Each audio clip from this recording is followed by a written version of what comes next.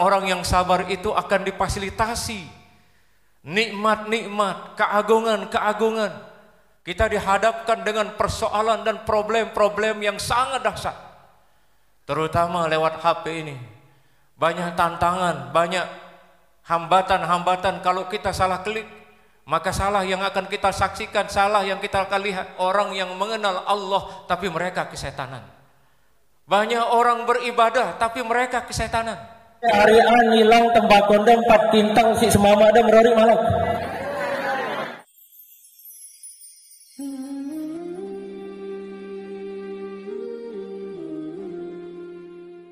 Begitu berat diemban oleh Al-Mukarram, dan ulama-ulama itu menjadi pasaknya alam semesta ini. Kata baginda Rasulullah sallallahu alaihi wasallam, ada 4 pilar dunia. Yang pertama adalah ilmunya para ulama, yang kedua keadilan para pemimpin, yang ketiga adalah kedermawanan orang-orang kaya, dan yang keempat adalah doanya orang-orang miskin. Pilar dunia yang pertama yang dirilis oleh baginda Rasulullah sallallahu alaihi wasallam, ulama. Kenapa ulama yang menjadi tonggak, menjadi pilar terkuat bagi alam semesta ini? Karena mereka adalah pewaris perjuangan para nabi-nabi. Al-ulama warasatul anbiya. Mereka ulama-ulama itu adalah pewaris para nabi. Dan banyak ulama-ulama kita di Nusantara yang menyebarkan Islam, yang senantiasa berjuang untuk menegakkan agama Allah di permukaan bumi ini. Kalau kita lihat dari masuknya Islam dari Sumatera di Aceh, ada di situ Nurdin Ar-Raniri yang lahir pada tahun 1600. Kemudian ada Syekh Abdul Rauf As-Singkli yang lahir pada tahun 1616. Kemudian ada juga di Kalimantan, ada di Banjar Syekh Arsad Al-Banjari yang lahir pada tahun 1710. Kemudian kita bergeser, ada Syekh Yusuf Al-Makassari. Di situ beliau yang lahir pada tahun 1626. Kemudian kita bergeser lagi ke Jawa, ada Hadratus Syekh Hashim Asy'ari yang lahir pada tahun 1871. Kemudian kita bergeser ke Jogja, ada Kiai Ahmad Dahlan yang lahir pada tahun 1868. Kita bergeser di Lombok, ada Tuan Guru Umar Klayu yang lahir pada tahun 1784. Kemudian ada murid beliau di Bengkel, Tuan Guru Soleh Hambali yang lahir pada tahun 1893. Kita bergeser lagi ke Lombok Tengah. Di situ ada Tuan Guru Lopan yang lahir pada tahun 1819. Banyak ulama-ulama. Ada di Pancor Tuan Guru Zainuddin Abdul Majid yang lahir pada tahun 1908. Kemudian tidak jauh dari itu ada anaknya Tuan Guru Badrul Islam. Anaknya Tuan Guru Umar Klayu yang namanya Tuan Guru Badrul Islam yang lahir pada tahun 1855. Banyak ulama-ulama kita di Nusantara, wabil khusus kita di Lombok. Perjuangan mereka menegakkan agama. Kata Imam Hasan Al-Basri, kalau tidak ada ulama-ulama yang meneruskan perjuangan para nabi-nabi terdahulu, maka dunia ini akan mengalami kegelapan. Dunia ini mengalami kesuraman, bahkan bertubi-tubi musibah di alam semesta ini manakala tidak ada ulama. Namun dengan kehadiran para ulama-ulama dari masa ke masa hadir membawa pelita menerangi hati setiap umat manusia, di mana ulama menjadi sinar bagi seluruh alam semesta ini. Makanya yang kita haulkan saat ini adalah seorang ulama yang telah banyak berjasa di tempat ini. Tidak boleh kita melupakan jasa mereka. Ada 5 perjuangan ulama. Yang pertama, mereka mengajarkan keikhlasan. Yang kedua, mereka mengajarkan kesabaran. Yang ketiga, mereka mengajarkan keistiqomahan. Yang keempat, mereka mengajarkan kesyukuran. Dan yang kelima, mereka mengajarkan tawakal.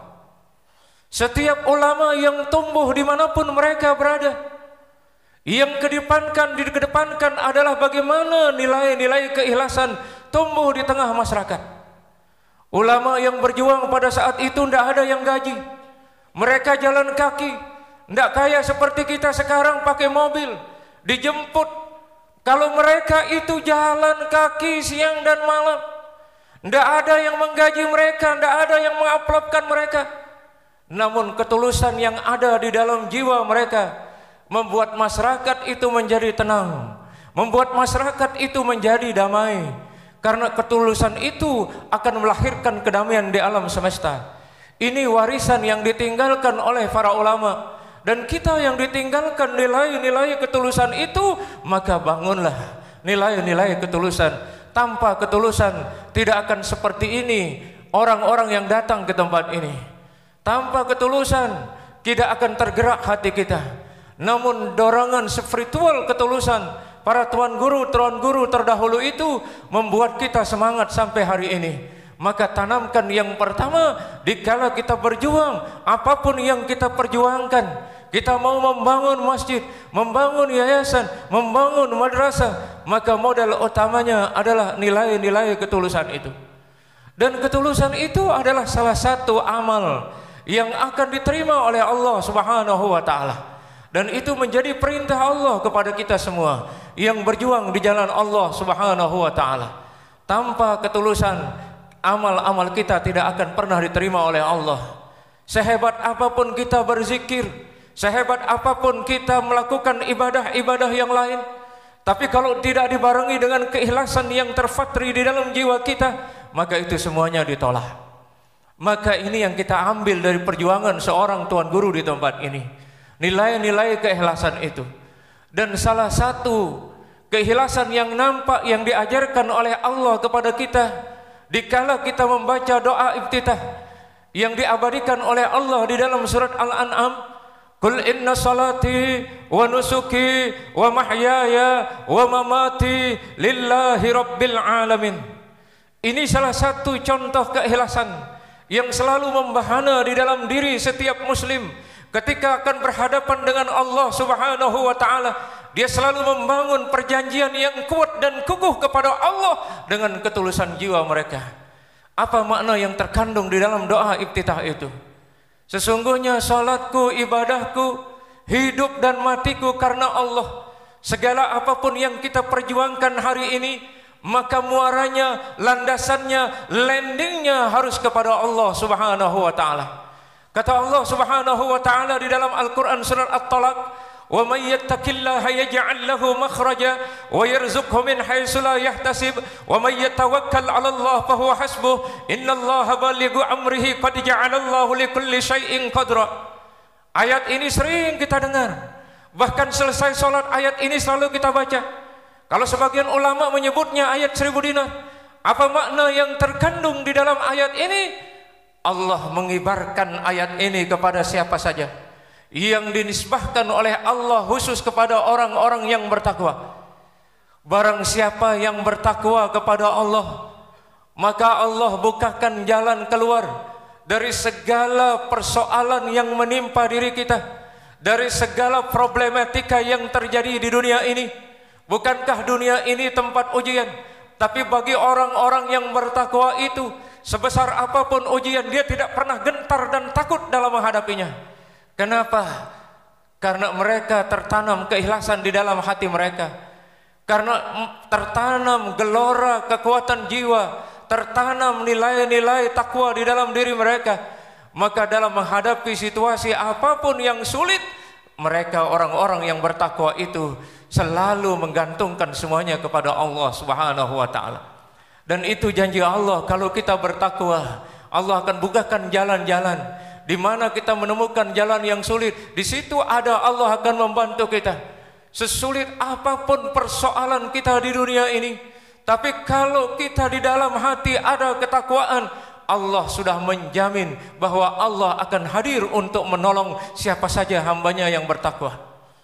Lalu kemudian bagi orang-orang yang tidak hanya jalan keluar yang diberikan oleh Allah, akan tetapi rezeki dari arah yang tiada disangka-sangka, Makanya di dalam Al-Quran itu Allah memviralkan 4 rezeki.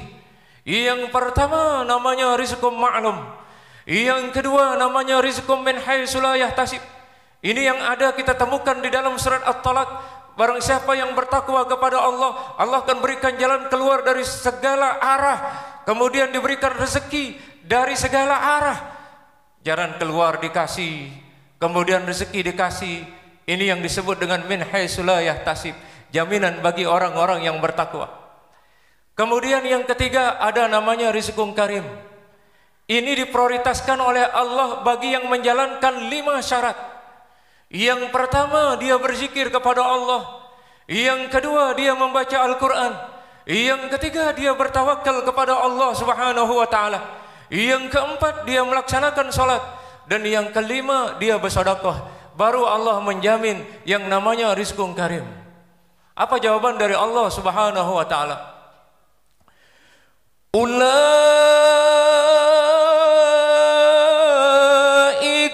humul mu'minuna haqqan lahum darajatun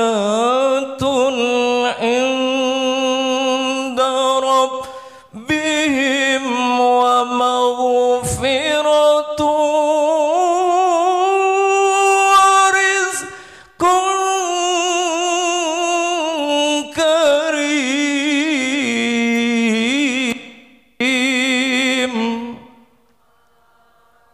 Tuh, rizqun karim, tingkatan yang ketiga. Lalu yang keempat adalah ada namanya rizqum bighairi hisab. Ini level tertinggi yang diberikan oleh Allah kepada hamba-hambanya yang dikehendaki. Makanya pada saat ini kita mengambil iktibar dari perjuangan para tuan guru. Karena tanpa mereka kita tidak bisa mengenal kebenaran dan kebaikan, dan kita tidak bisa berkumpul di tempat ini. Ini tertanda karomahnya Tuan Guru Abdul Aziz. Sudah meninggal dunia tapi kita masih bisa kumpul seperti ini. Kalau ada orang-orang yang meninggal dunia kemudian semasa hidupnya dia selalu menebarkan kebaikan, maka nanti akan kelihatan karomahnya dikala dia sudah tidak ada. Banyak orang yang hadir dalam haulnya, banyak orang yang selalu mengenang jasanya, banyak orang yang selalu mengingat perjuangannya. Ini pertanda terselip karomah yang diberikan oleh Allah kepada Tuan Guru ini. Maka yang kita ambil pertama tadi adalah nilai-nilai keikhlasannya. Keikhlasan tidak boleh pudar. Karena itulah yang akan membangkitkan semangat dan jiwa perjuangan kita. Tanpa keikhlasan akan mati perjuangan itu.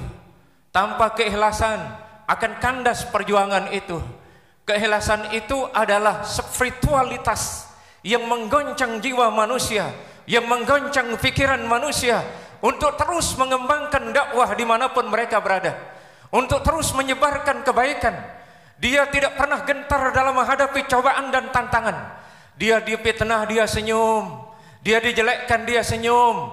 Dia digibah, dia senyum. Tidak membalas cacian orang, tidak membalas fitnahan orang, tidak membalas gunjingan orang. Ini orang-orang yang membara ketulusan di dalam hatinya. Lalu yang kedua, yang ditinggalkan oleh para ulama-ulama yang telah berjuang di jalan Allah adalah kesabaran. Tanpa kesabaran, perjuangan para ulama tidak akan pernah tercapai. Para nabi-nabi semuanya diberikan puncak derajat yang tinggi oleh Allah Subhanahu wa ta'ala.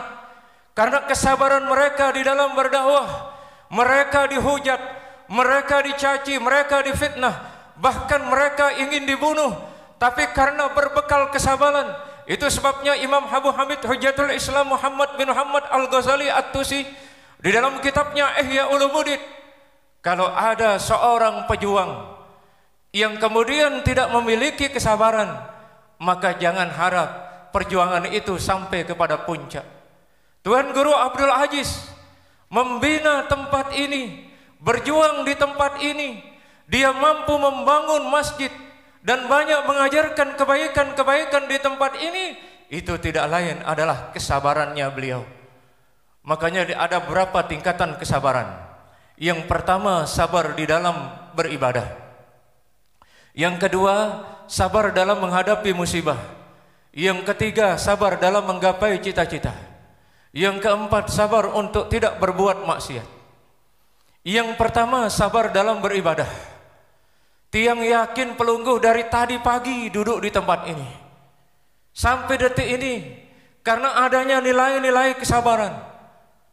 Ibu duduk di tempat ini diberikan oleh Allah maghfirah, diberikan oleh Allah rahmat, diberikan oleh Allah berkah, dan diampuni oleh semua para malaikat-malaikat Allah.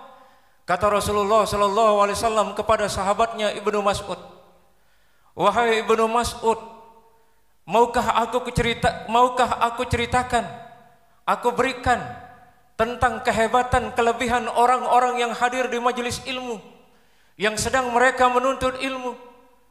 Lalu apa kata Ibnu Mas'ud? "Ya Rasulullah, apa keutamaan orang-orang yang hadir di majelis ilmu itu?" Yang pertama, kata baginda Rasulullah sallallahu alaihi wasallam, ketika seorang berkumpul hadir dalam satu majelis, maka semua malaikat-malaikat Allah Subhanahu wa taala memohonkan ampunan kepada Allah. Bayangkan duduknya pelungguh dari tadi pagi itu, tak henti-hentinya malaikat-malaikat itu memohonkan kita ampunan. Kalau malaikat yang mendoakan kita, kalau malaikat yang bermunajat kepada Allah, tentu kita yakin, hakul yakin bahwa doanya para malaikat tidak ditolak oleh Allah. Maka kehadiran kita ini disaksikan oleh malaikat-malaikat Allah dan mendoakan pelungguh. Dan bukan hanya sekedar mendoakan pelungguh, tapi di samping-samping kita ini banyak malaikat yang kita tidak lihat hadir menyaksikan haul pada saat ini, mengiringi perjalanan pelungguh dari rumah, dan dia mengaminkan setiap orang yang bermunajat di tempat ini, mengaminkan doa-doa pelungguh di tempat ini. Itu kehadiran malaikat. Dan tidak itu saja, semua ikan-ikan di lautan memohonkan ampun kepada Allah. Empah-empah sile laut ngedengang ida ampun. Ya Allah, ampunin dengan si kumpul menuntut ilmu, si kumpul bersilaturahim itu. Bayangkan berapa miliar ikan-ikan di laut, berapa triliun ikan-ikan yang tersebar di laut, itu memohonkan kita ampunan kepada Allah. Maka berbahagialah kita pada hari ini, bersyukurlah pelungguh pada saat sekarang ini, walaupun sudah 2 jam 3 jam pelungguh menunggu, tetapi Allah balas dengan ampunannya, Allah balas dengan rahmatnya, Allah balas dengan berkah yang Allah tumpahkan pada saat ini. Tidak hanya ikan, kata Rasulullah SAW, semut-semut yang ada di lubangnya ikut mendoakan setiap orang yang hadir dalam satu majelis. Tedes-tedes si berkeliaran di tetau piralue tedes di kebun ini, belum di luar sana, yang mendengar kita di tempat ini, yang menyaksikan perjalanan kita lalu lalang di tempat ini. Maka semut-semut itu memohonkan ampunan kepada Allah Subhanahu wa ta'ala. Andaikan Allah memberikan kita mendengar suara semut yang kemudian lalu lalang di kebun ini dengan suaranya mendoakan kita, mungkin target kembelas itu pada selapu tahu ini. Ini semut hadir mendoakan kita. Dan kata Rasulullah SAW kepada Ibnu Mas'ud, duduknya kita saling pandang di dalam majelis ilmu itu laksana pelungguh mengeluarkan 1000 ekor kuda dipakai berjuang di jalan Allah. Arak dengan berjaran 1000 kali medayan ini. Nasidah tokol menuntut ilmu, saling kita bertatapan. Kata baginda Rasulullah SAW, laksana pelungguh mengeluarkan 1000 ekor kuda. Bayangkan Bapak Ibu, 1000 ekor kuda. Kemudian kita saling menatap, kita saling menyaksikan. Itu ibarat membebaskan 1000 orang budak, kata baginda Rasulullah SAW. Yang ketiga, ketika nanti kita bersalam-salaman, bermusafahah satu sama yang lain. Di sini banyak tuan guru, banyak ustadz juga di tempat ini. Ketika kita bersalaman, kata baginda Rasulullah sallallahu alaihi wasallam, laksana kita beribadah 1000 tahun.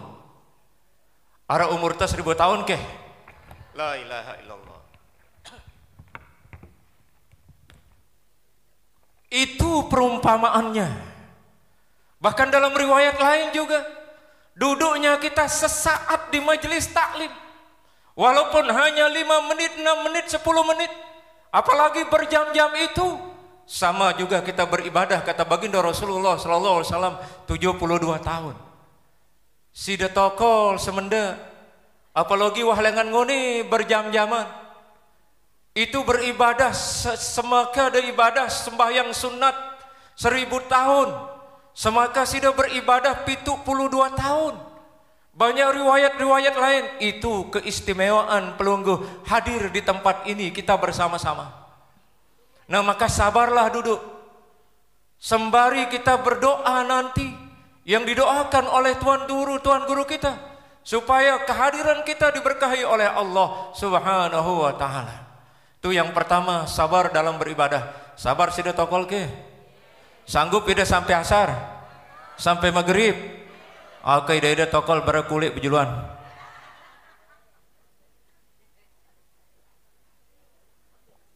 Hebat. Berarti sida kuat. Jadi ulama itu dia sabar merintis, membangun madrasah dari nol, membangun majelis taklim, membangun yayasan, itu karena mereka ada kesabaran. Lalu yang kedua, sabar dalam menghadapi masalah, sabar dalam menghadapi musibah. Ad-dunya darul imtihan. Dunia ini adalah ladang ujian. Semua kita diuji oleh Allah Subhanahu wa taala. Tidak ada kita diuji. Semakin rajin pelungguh ngaji, semakin banyak ujian-ujian yang diberikan oleh Allah. Semakin banyak pelungguh berzikir, semakin banyak diuji oleh Allah Subhanahu wa taala. Semakin rajin pelungguh beramal-amalan, maka semakin banyak ujian-ujian. Tapi ingatlah, kata baginda Rasulullah sallallahu alaihi wasallam, Allah menguji manusia itu tidak lain dan tidak bukan untuk menaikkan derajat mereka. Setiap orang yang diuji dinaikkan derajatnya. Dulu Tuan Guru Abdul Aziz berjuang di sini, banyak sekali problemnya, banyak sekali masalahnya, banyak sekali tantangannya. Kita berjuang di jalan Allah, para dai, para tuan guru, para ustadz, tidak semudah membalik telapak tangan. Tanya mereka para tuan guru itu. Mereka dicaci, dimaki. Jangankan kelas-kelas kita, Nabi Muhammad SAW yang berdakwah siang dan malam, beliau dikatakan gila, beliau dikatakan tukang sihir, beliau dilempar dengan kotoran. Bahkan beliau tidak jarang orang-orang ingin membunuh beliau secara langsung. Bahkan ada namanya Surakoh yang menghunus pedang, yang menanggalkan pedangnya di leher Rasulullah SAW. Tapi beliau tidak gentar dalam menghadapi seperti itu. Nah, ini pejuang-pejuang di jalan Allah, para ulama-ulama dengan nilai kesabaran yang dia jalankan, maka berhasillah membangun madrasah, membangun masjid, membangun majelis taklim. Maka apapun ujian kita di dunia ini Bapak Ibu, tidak lain Allah meletakkan cintanya kepada kita. Makanya 3 kehormatan dan kemuliaan yang diberikan oleh Allah kepada orang-orang yang diuji. Yang pertama, orang yang sabar dalam menerima ujian, Allah berikan kecintaannya, kasih sayangnya. Apa jawaban dari Allah? Ya ayyuhalladzina amanu ista'inu bis-sabri was-shalah innallaha ma'as-sabirin. Ini bagi orang-orang yang sabar itu Allah sayang. Demen ida tersayang si Allah, demen ida tercinta si Allah, maka jalan untuk mendaki cinta menuju Allah itu tidak lain adalah kesabaran. Sabar ida? Mudah-mudahan kita termasuk kekasih-kekasih Allah. Lalu yang kedua, janji Allah bagi orang yang sabar. Allah yang tadi bersama orang yang sabar. Innallaha ma'as-sabirin. Allah bersama orang yang sabar. Lalu yang kedua, Allah mencintai orang yang sabar. Mana buktinya? Wa ka'ayyim min nabiyyin qatala ma'ahu ribbiyuna katsir fama wahanu lima asabahum fi sabilillah wa ma dha'ufu wa mastakanu wallahu yuhibbus sabirin. Allah demen dengan si sabar. Nah, baru dua diberikan oleh Allah. Pertama, innallaha ma'as sabirin. Allah bersama orang yang sabar. Yang kedua, wallahu yuhibbus sabirin. Allah senang, Allah demen, Allah sayang dengan si sabar. Si ketelu, innama yuwaffas sabiruna ajrahum bighairi hisab. Orang-orang yang sabar itu akan difasilitasi nikmat-nikmat, keagungan-keagungan, anugerah yang tak terhingga dari Allah Subhanahu wa taala. Maka raihlah kesabaran itu Bapak Ibu. Saya ingin mengambil sampel dari kesabaran Nabi Ayub alaihissalam untuk menjadi oleh-oleh kita pulang pada saat ini, di mana keadaan situasi global saat sekarang ini kita dihadapkan dengan persoalan dan problem-problem yang sangat dahsyat, terutama lewat HP ini. Banyak tantangan, banyak hambatan-hambatan. Kalau kita salah klik, maka salah yang akan kita saksikan, salah yang kita akan lihat. Bagaimana di daerah-daerah sana seringkali terjadi pembunuhan, anak membunuh ibunya, bapak membunuh anaknya. Bahkan ada seorang anak tega membunuh ibunya gara-gara uang sepele, yang kemudian ibunya, adik-adiknya dibunuh secara sadis. Ini pemandangan yang terjadi. Makanya Kyai Nasir pernah bilang di dalam majalah Gatra akan muncul yang namanya jahiliyah modern. Dulu zaman jahiliyah di zaman Rasulullah, bukan karena mereka bodoh, tidak bisa membaca, tidak bisa menulis, tapi mereka bodoh, dikatakan jahiliyah kata Kyai Nasir, karena mereka tidak mengenal Allah. Mereka hanya mengenal patung. 360 patung mereka sandarkan di keliling Ka'bah. Itu yang mereka puja, itu yang mereka sembah, itu yang mereka agung-agungkan. Nah, tetapi di zaman sekarang ini teknologi canggih, semuanya canggih. Sudah tidak ada barangkali orang-orang yang menyembah patung tidak kayak dahulu. Di zaman modern ini kecanggihan luar biasa. Tetapi apa terjadi zaman jahiliyah? Banyak orang membunuh anaknya dan banyak anak membunuh orang tuanya. Zaman modern, Islam sudah berkembang. Kalau dulu mereka bodoh karena tidak mengenal Allah, makanya dia membunuh anaknya. Tapi bukan berarti mereka bodoh, tidak bisa membaca dan menulis. Mereka pintar, mereka hebat-hebat. Bahkan mereka mampu membangun bangunan pencakar langit, arsitektur ternama lahir dari kaum jahiliyah. Tetapi mereka tidak mengenal Allah sehingga mereka bunuh anak-anaknya. Sekarang banyak orang yang mengenal Allah tapi mereka kesetanan. Banyak orang beribadah tapi mereka kesetanan. Anaknya dibunuh, istrinya dibunuh, dan lain sebagainya. Nah, maka Nabi Ayub pernah diuji dan setan hadir di situ.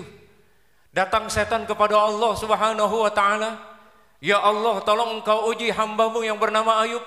Barangkali engkau berikan ujian, mereka berhenti, dia akan berhenti menyembahmu, dia akan berhenti berzikir, dia akan berhenti mengagungkan namamu."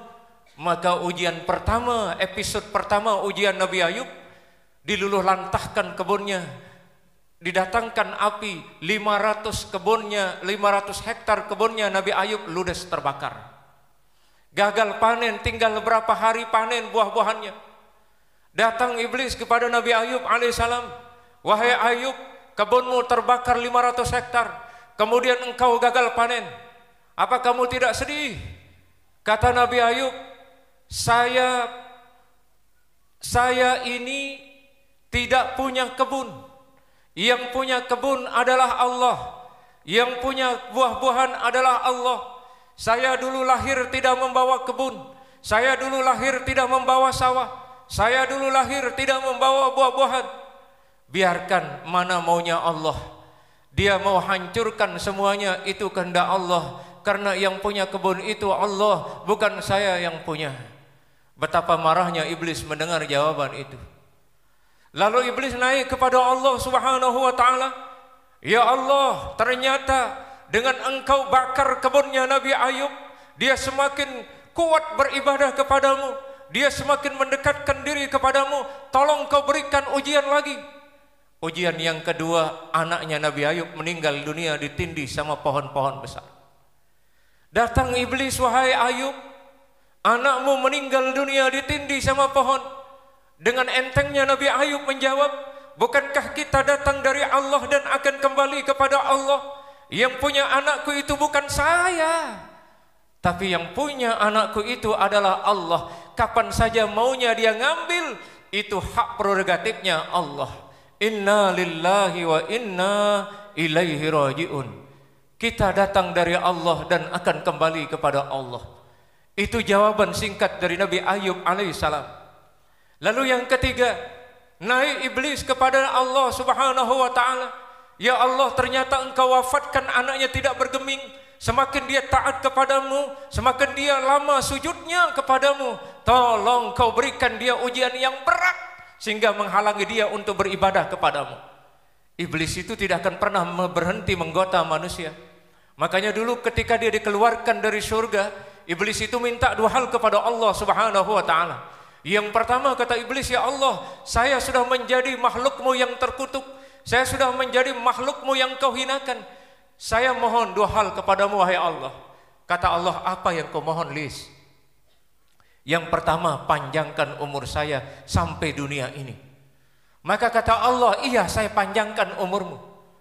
Yang kedua, berikan saya untuk menggoda semua keturunan anak Adam. Aku masih dendam sama Adam, karena dengan dia engkau keluarkan dari surga. Kata Allah, boleh, silakan kau goda semuanya anak Adam. Satu yang kau tidak bisa goda, illa ibadaka minhumul mukhlasin, kecuali hamba-hambaku yang ikhlas, yang engkau tidak akan mampu goda. Maka Allah memberikan ujian yang ketiga kepada Nabi Ayub. Apa ujian yang ketiga? Nabi Ayub diberikan sakit yang luar biasa. Dalam riwayat yang hanya masih ada cuman mulut dan hatinya. Datang iblis, wahai Ayub, tidakkah engkau menyaksikan tubuhmu sudah hancur? Ulat merayap di tubuhmu. Dalam riwayat itu kalau ada ulat yang jatuh dari tubuhnya Nabi Ayub, bukan ditindas, bukan dimatiin, tapi diambil kemudian diletakkan lagi kepada tubuh di tempat yang tadi itu. Kalau ibu-ibu, kalau ada ulat jatuh dari tubuhnya ibu, apa diletakkan kembali atau diinjak atau dimatiin? Ya, karena kita memang nggak sama dengan Nabi Ayub. Nabi Ayub jatuh ulat, pungut letakkan, jatuh ulat, pungut letakkan. Datang iblis lagi, wahai Ayub, apakah kau tidak merasa kasihan dengan tubuh? Jangan gantung diri kalau opennya terbakar. Jangan gantung diri kalau rumahnya terbakar. Ucapkanlah inna lillahi wa inna ilaihi raji'un. Untung ibu yang tidak terbakar. Kalau orang beriman berkata begini, untung rumah saya yang terbakar. Kalau anak saya terbakar bagaimana? Kalau suami saya terbakar bagaimana? Kalau saya yang terbakar bagaimana? Tentu itu penderitaan ibu amat besar. Rumah masih bisa dibuat. Tapi kalau iman kita yang terbakar, takwa kita terbakar, mau kemana kita di permukaan bumi ini? Mau kemana kita pasrah kepada Allah? Biarkan rumah kita terbakar. Semuanya adalah kehendak Allah. Kalau ibu reda dengan peristiwa-peristiwa itu, kalau andaikan ada ibu yang suaminya menikah 4 kali, ya udah, ridolah. Ridho ibu? Ridho ibu? Tidak. Nah ini berat. Udahlah, satu-satu aja bu ya. Satu bu ya. Ya, fa in hibtum alla ta'dilu fawahidatan. Lamun de bawa adil ja cukup sekit. Berat, sabar mulai ini jadi. Berat apa deh? Embe beratan sabar le ini si sabar nilang tembakondem 4 kintal. Embe harian nilang tembakondem 4 kintal si semama ada merori malak. Apa? Harian tembakau hilangan, mulai pintar dengan ini aja. Ngombe ngingon-ngingon tembakau di, semama tekangan. Nah itu contoh saja bu, intermezzo. Dek piangan deh, aku doang sekek, dek kurani aku bu, sekek cukup wah, sekek. Bu, lanjut, ndak ngantuk, baik. Yang kedua, ini udah ada zuhur. Yang kedua, anaknya meninggal dunia. Didatangi sama iblis. Jawaban apa yang kita bisa ambil? Tawakal. Semua kita akan kembali ke Allah. Betul. Tuan guru mati, ustadz mati, rakyat, raja-raja mati, presiden mati, tuan guru mati, ustadz, jamaah mati. Semua kita akan meninggal dunia. Maka yang kita persiapkan adalah tawakal. Apa jaminan semua kita meninggal dunia? Allah sebutkan, kullu nafsin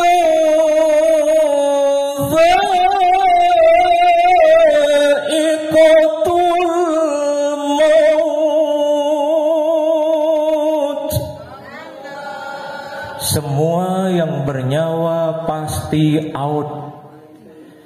Maka kalau suami kita meninggal dunia, bertawakal kepada Allah. Karena dia yang menciptakan kematian, dia yang menciptakan kehidupan. Apapun jabatan dan pangkat kita di dunia hari ini, cepat atau lambat kalau datang ajal kita, tidak bisa diundurkan dan tidak bisa dimajukan. Maka almarhum Tuan Guru Abdul Aziz telah mendahului kita.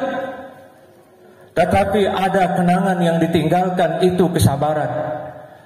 Dari kisah Nabi Ayub itu kita dididik untuk ridho, kita dididik untuk tawakal, dan kita dididik untuk bersyukur. Kata Nabi Ayub yang terakhir, boleh tubuh saya digerogoti ulat, boleh tubuh saya berair, boleh tubuh saya dihantam oleh penderitaan dan penyakit, tetapi saya masih bersyukur kepada Allah. Saya masih bisa menyebutnya dengan mulutku yang masih utuh, kata Nabi Ayub. Kemudian hati saya bisa berzikir dalam hati. Artinya apa Bapak Ibu? Sebegitu parahnya penyakitnya Nabi Ayub. Bagaimana kalau dengan kita? Diuji dengan seperti itu, saya yakin kebanyakan diuji dengan itu akan memohon kepada Allah supaya diwafatkan terlebih dahulu. Ya Allah, singenil lo ampun penyakitku. Ke mati-mati gak makna. Betul bu? Nah ini kita. Karena apa? Tidak tertanam keridhaan. Kenapa? Karena tidak tertanam tawakal. Kenapa? Karena kita tidak tertanam syukur. Padahal Allah memberikan kita kesehatan jauh lebih banyak daripada kita sakit. Kalau umur pelunggul sekarang 60 tahun, terus kemudian diberikan sakit oleh Allah 5 bulan, mana lebih banyak nikmat sehat daripada sakit? Ya coba itu kita pikirkan ke sana. Dan Nabi Ayub diberikan 500 hektar. Terus kemudian pekerjanya 500 orang. Diberikan sawah yang luas, diberikan buah-buahan yang banyak melimpah ruah. Kemudian diberikan anak-anak yang baik, tapi wafat. Tapi apa kata Nabi Ayub alaihissalam? Dia terus menggelarkan syukurnya kepada Allah Subhanahu wa ta'ala. Makanya kita ditinggalkan oleh Tuan Guru pesan bahwa bangun kesabaran itu. Yang tadi. Kemudian yang ketiga, perjuangan.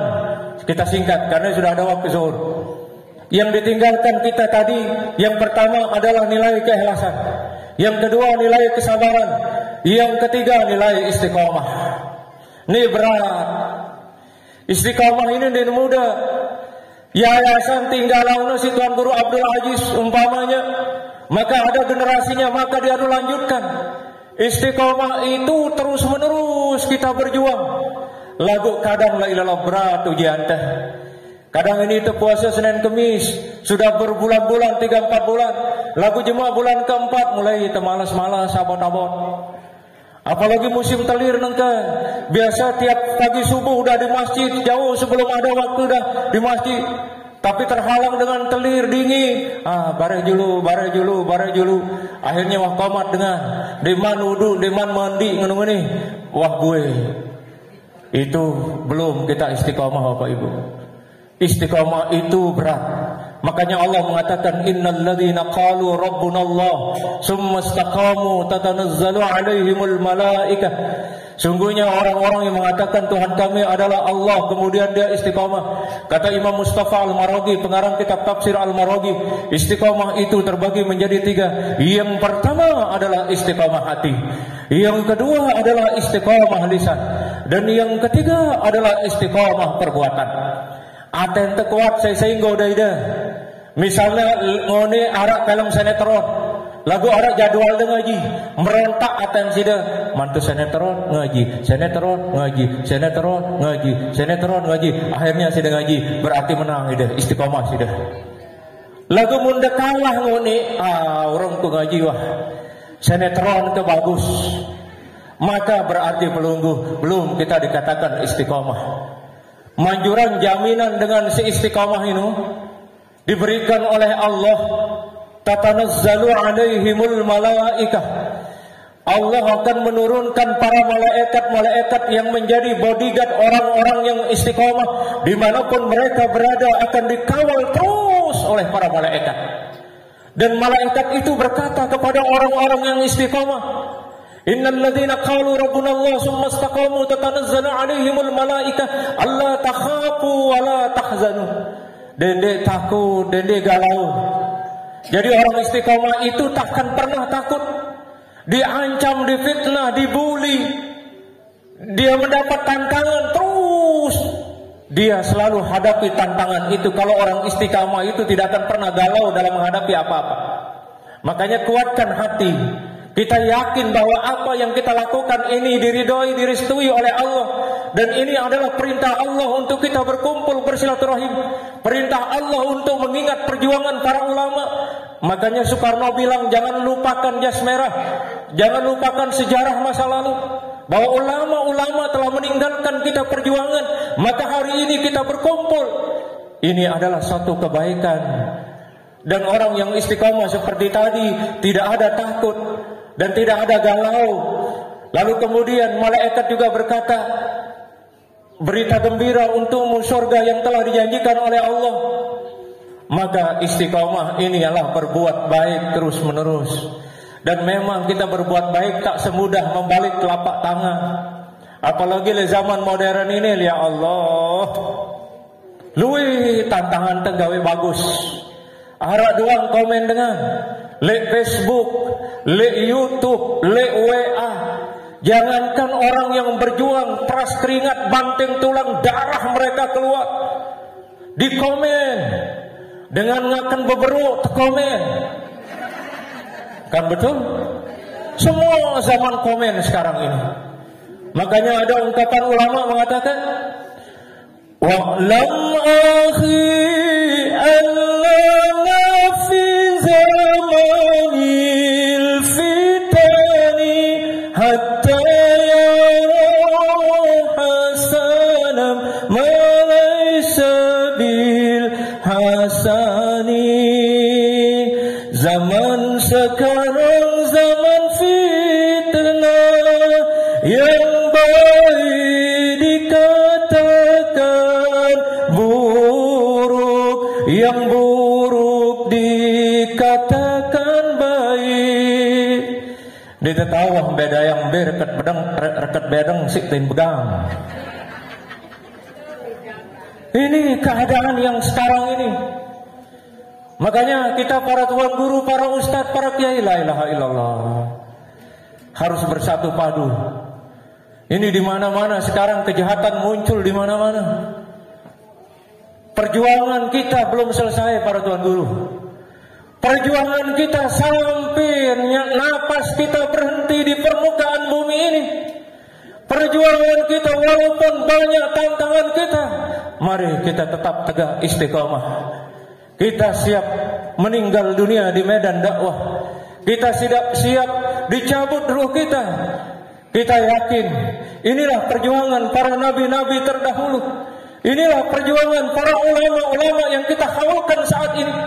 Belum ada apa-apanya perjuangan kita dibandingkan dengan mereka. Lihat bagaimana Hadratus Syekh Hasyim Asy'ari, ketua pendiri Nahdlatul Ulama, dia melawan penjajah Belanda. Dia berjuang mengangkat senjata. Kita ini tidak pernah mengangkat keris kelewang. Kita ini sudah mulus kita temukan. Jalan-jalan sudah bagus, tempat-tempat dakwah sudah bagus.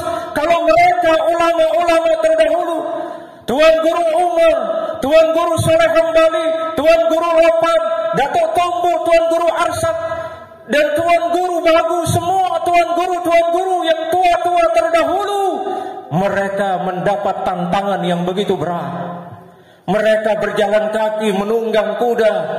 Mereka berjalan di tengah kegelapan. Sekarang ini semua udah ada lampu, masjid-masjid mentereng, fasilitas kita dakwah, mobil, semua punya mobil. Belum ada apa-apanya perjuangan kita, Bapak Ibu. Kalau mereka ulama-ulama terdahulu, Syekhuna Khalil Bangkalan yang lahir pada tahun 1820, ternyata lebih tua Datuk Lopan daripada Syekh Khalil Bangkalan. Dan jauh juga lebih tua Tuan Guru Lopan daripada Hadratus Syekh Hasyim Asy'ari. Dan Kiai Nawawi Banten juga lebih tua Datuk Lopan. Lebih tua Datuk Lopan. Jadi sungguh luar biasa Bapak Ibu. Kita punya ulama-ulama. Ondak lebih tua Kiai Nawawi Banten. Kiai Nawawi Banten itu lahir pada tahun 1815. Kalau Datuk Lopan 1819. Lebih tua. Tapi dengan Datuk Umar Kelayu masih lebih tua. Tuan Guru Umar Kelayu daripada Syekh Nawawi Banten, daripada Syekhuna Khalil Bangkalan dan lain-lain. Kapan Tuan Guru Umar? 1784. Gurunya para ulama, bahkan muridnya Hadratus Syekh Hasyim Asy'ari, muridnya Syekhuna Khalil Bangkalan. Dan di Lombok ini banyak murid-murid beliau. Mereka berjuang menghadapi Belanda, Bapak Ibu. Kita ini denara tak hadapin. Hanya kita berjuang meneruskan perjuangan ulama-ulama. Cuman kita menyebut ayat hadis di depan jamaah, mengajak jamaah. Kalau mereka itu bukan hanya sekedar berdakwah, mengeluarkan hadis dan ayat, mengeluarkan kaul-kaul ulama, tapi darah mereka dia sumbangkan untuk menegakkan agama di permukaan bumi ini. 300 tahun kita dijajah oleh Belanda. Mereka para ulama berkumpul. Ada Kiai Cirebon, itu Abbas Buntet. Kemudian ada dari Situbondo, ada Kiai As'ad Situbondo, dan banyak ulama-ulama yang berjuang bukan hanya lewat mimbar-mimbar dakwah, tapi berjuang menghadapi penjajah Belanda. Berjuang menghadapi penjajah Belanda. Mereka siang dan malam gerilya berperang untuk mengusir penjajah dari bumi tercinta Indonesia. Kalau kita sekarang tidak ada Belanda yang kita hadapi, tidak ada Jepang yang kita hadapi, tidak ada PKI yang kita hadapi. Sekarang kita hanya berjuang untuk meneguhkan keislaman orang yang sudah Islam, meneguhkan keimanan orang yang sudah beriman, mengajak orang semakin dekat dengan Allah dengan istiqamah, dengan kesabaran, dengan keikhlasan, dengan ketawakalan. Itu perjuangan kita sekarang. Tidak ada apa-apanya kita dibandingkan dengan ulama. Makanya hari ini bersyukur kita haul mengingat perjuangan Tuan Guru Abdul Aziz yang telah berjuang jiwa raganya mempertahankan agama di tempat ini. Maka banyak-banyaklah bersyukur kepada Allah. Ada generasi-generasi beliau yang melanjutkan perjuangan beliau, yang terus istiqamah membawa manusia ke jalan yang benar. Maka insya Allah Allah akan mudahkan jalan kita. Barangkali sampai di sini Bapak Ibu. Berhubung waktu zuhur telah tiba, semoga almarhum yang telah meninggalkan banyak jasa di tempat ini diterima amalnya oleh Allah Subhanahu